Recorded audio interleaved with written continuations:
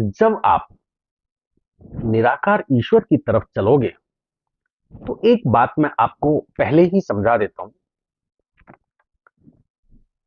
कि हमारा जो सूक्ष्म शरीर है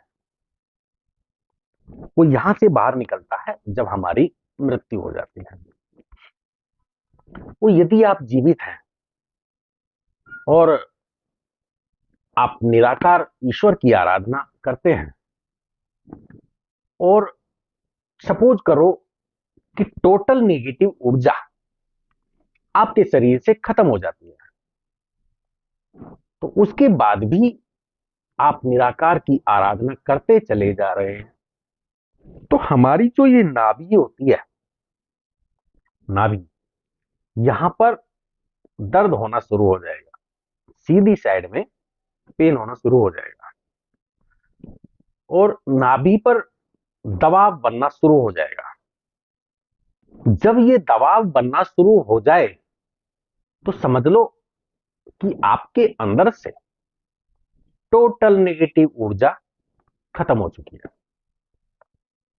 फिर दोबारा एक बार समझा देता हूं कि निराकार ईश्वर की आराधना करते करते जब नाभि पर दबाव बनना शुरू हो जाए तो समझ लेना आपके शरीर से टोटल नेगेटिव ऊर्जा निकल चुकी है और आपकी आत्मा सीधा निराकार के यहां पे वास कर चुकी है। अब ये दर्द जो बनता है, नाभि पे जो दबाव बनता है, ये किसका बनता है वो भी मैं समझा देता हूं।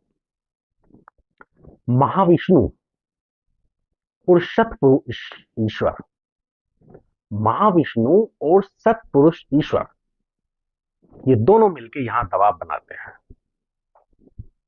और ये जानकारी भी मैं दे देता हूं कि यहां दबाव क्यों बनाते हैं, क्योंकि वो दोनों सूक्ष्म शरीर को छोड़ना ही नहीं चाहते।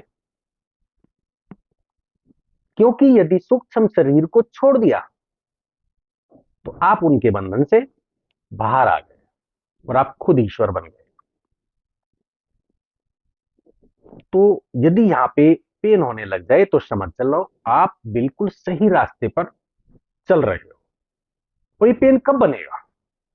जब आप माला का जप करते रहोगे।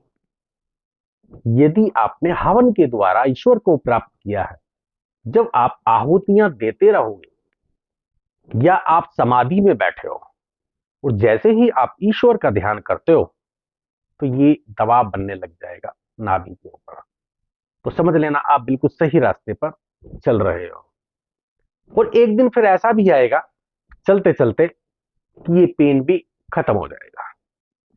और जिस दिन ये दर्द, ये दबाव यहां से खत्म हो जाएगा, उस दिन समझ लेना कि आपकी आत्मा टोटल निराकार बन चुकी है और आप सारे बंधनों से, जितने भी आत्मा के ऊपर बंधन होते हैं, उन सारे बंधनों से जिस दिन आप मुक्त हो जाओगे उस दिन ये दबाव बनना खत्म हो जाएगा।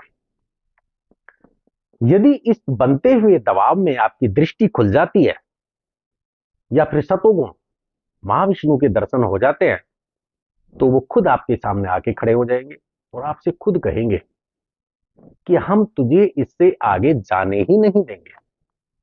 यहां पर फिर वही मोह वाली बात आ जाती है कि इस सूक्ष्म शरीर से उनको इतना मोह है कि यहां से आगे को वो जाने ही नहीं।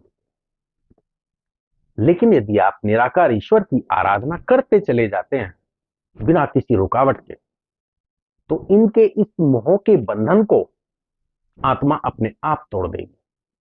क्योंकि आत्मा में इतनी ताकत है, वो किसी भी बंधन को तोड़ सकती है।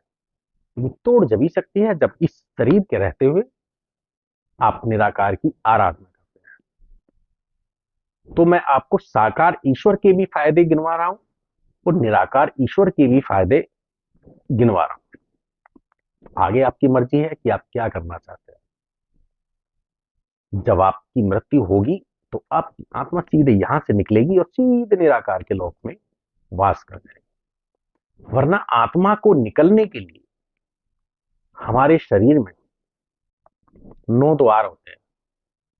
वो 9 द्वारों के द्वारा मरते वक्त आत्मा शरीर से बाहर आती है। और जिसकी आत्मा कपाल को फाड़ के बाहर जाती है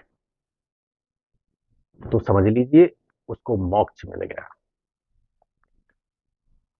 तो मेरा टॉपिक ये है कि नाभि का जो ये दबाव है, जिस दिन ये खत्म हो जाएगा उस दिन समझ लेना कि आपको पूर्ण मोक्ष मिल गया है।